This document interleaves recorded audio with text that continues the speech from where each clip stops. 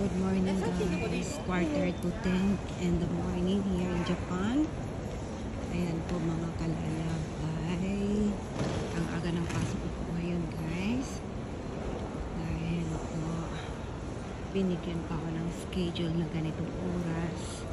Nandito na po tayo sa Narita Airport Terminal 2. Ang ating work ay 10 o'clock. Kailangan nasa company na po tayo mga kalalabs. Ayan, sa long time no si po na nag-work ng ganitong oras po.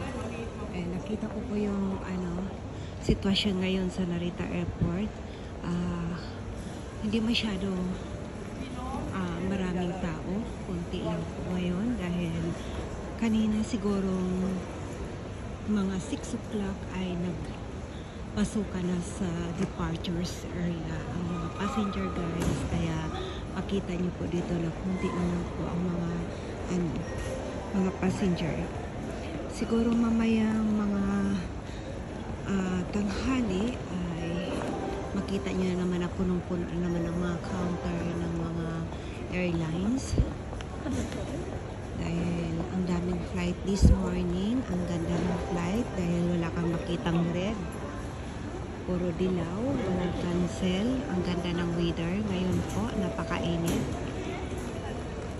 Ang ganda ng weather pero napakainit. Oo. Kaya, ito lang po ang aking update sa Narita Airport Terminal, mga kalalabs. Salamat and thank you everyone. I love you all.